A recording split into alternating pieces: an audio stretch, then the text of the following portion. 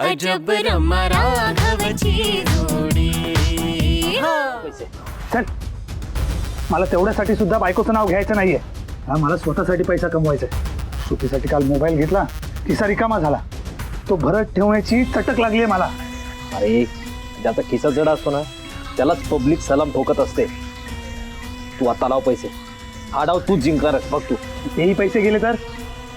अरे पैशाला पैसाच खेचत असतो, तू लाव पैसे। असं म्हणतोस? ठीक आहे, ठीक आहे, माझे 5,000 लावा।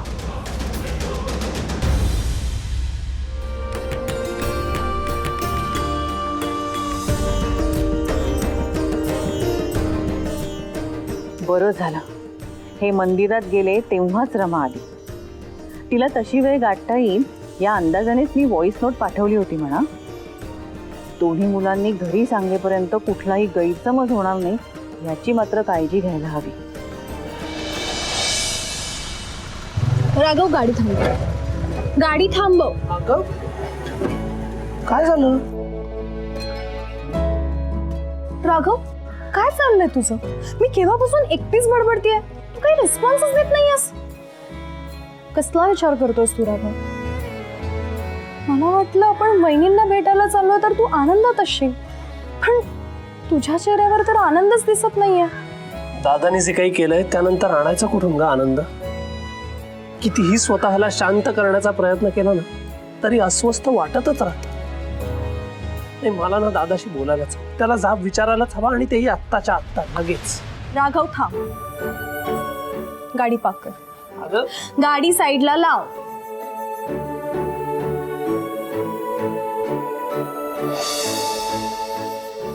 उतर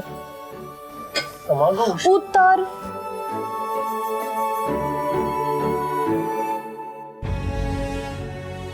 बस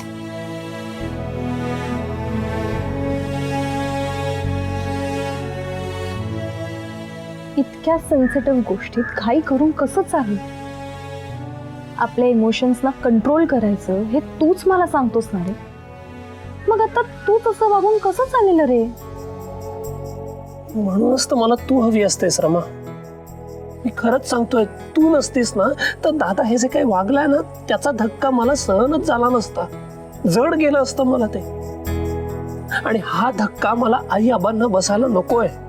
म्हणूनच तर सांगते ना राघव, आपल्याला हे पूजा वहिनींना सांगायला हवं। मग कार्तिकेय दादा काय करतात हे त्यांना माहित नाही, आणि असं कसं चालेल रे? आता अनायसे आपण त्यांना डब्बा द्यायला चाललोच होत ना, मग आपण त्यांना सगळं सांगून टाकूया, म्हणजे ते आपल्याला नक्की हेल्प करतील। नाही नाही नाही नको नको, आज नको। आज आपण फक्त डबा देण्यापुरतच गेलेलं बरं। अरे पण राघव, माझं ऐक रमा, हे बघ वहिनी आईच्या माहेरी आजारपण सुरू आहे, त्यांना टेन्शन आहे त्या गोष्टीचं, त्यात या गोष्टीची भर नको। हो राघव, पण बायको म्हणून हे सगळं करणं बहिणींचा हक्क आहे, आणि मला असं वाटतंय की पूजा वहिनी या गोष्टी सॉर्ट आउट करायला आपली हेल्प नक्कीच करू शकते। अरे त्या कार्तिकेय दादांना आपल्यापेक्षा नीट ओळखतात, आणि बाकी सगळ्यांना त्रास न होता ही सिच्युएशन कशी हँडल करायची हे त्यांना नीट माहिती असेल हे मला वाटतंय राघव।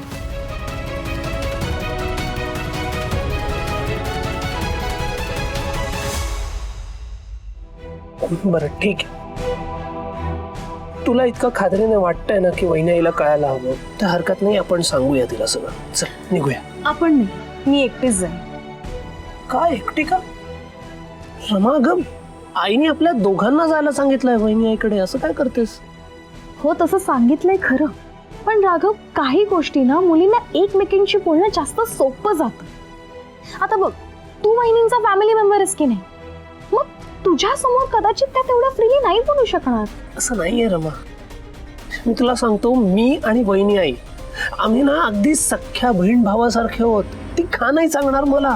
म्हणूनच तू नको बोलूस राघव। हे बघ, कधी कधी बहीण भावांना नाही एकमेकांशी बोलता येत नीट, फक्त मैत्रिणींशी बोलता येतं।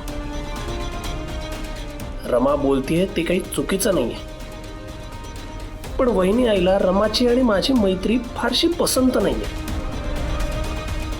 तिला तर मी रमाला प्रपोज करायलाच नको होतं, ह्या सगळ्यात कुठल्या तरी गैरसमजाने आणखी भर नको पडायला. राघव, तुम्ही घरातले ना एकमेकांशी खूप जास्त कनेक्टेड आहात. आता बघ, तुला आई आबांना सांगणं कसं इम्पॉसिबल जातंय ना, तसंच वहिनी आईला सांगणं सुद्धा कठीण जाऊ शकतं तुला. त्यामुळेच सांगते, मी एकटी जाऊन बोलते त्यांच्याशी.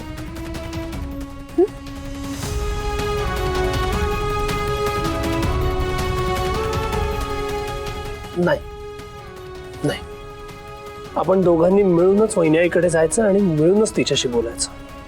चल.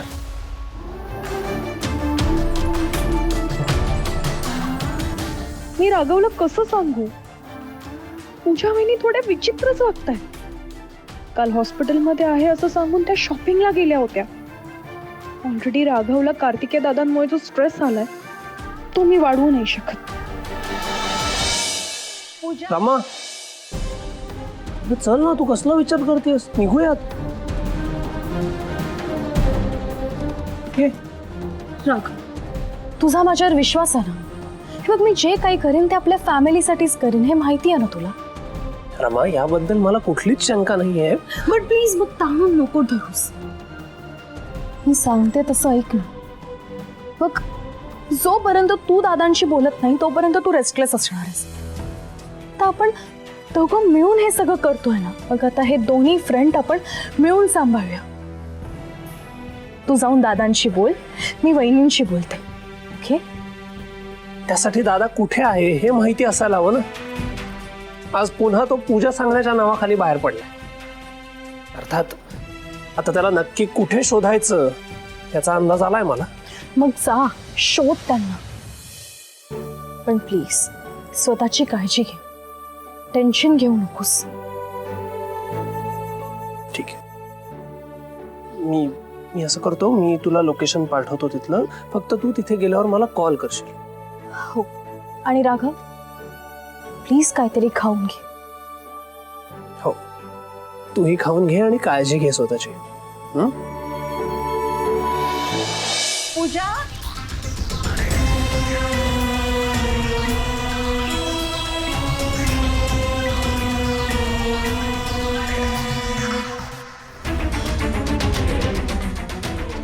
अरे मनीष, अरे हे 20,000 गेले. आता काय करायचं? एकूण 25,000 गेले माझे. अरे आणखीन लाव, जिंकशील तू बघ. लाव पैसे तू, आणखीन लाव. आणखीन कुठून लावू? खिसा रिकामा झाला माझा. मग काहीतरी माझे स्वतःचं ATM आहे ना. वा. दादा, पूजा पुरोहित कुठे राहतात माहित आहे का तुम्हाला?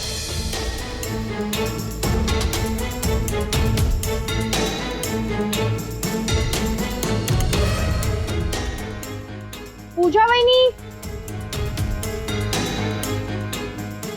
पूजा वहिनी,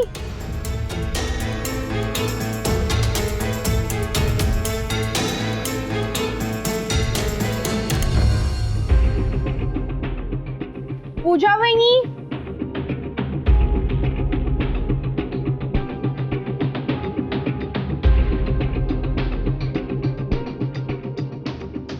पूजा वहिनी. कोण हवे? पूजा वहिनी इथेच राहतात का? मी त्यांना भेटायला आली आहे. हे त्यांचंच घर आहे ना? हो, मी पूजाची आई. ये ना आत, ये. बस. थँक्यू. पूजाला कोण आलंय म्हणून सांगू? मी रमा, नाशिकहून आली आहे. पूजा वहिनी ओळखतात मला. पूजा, अगं नाशिकहून रमा आलीये तुला भेटायला.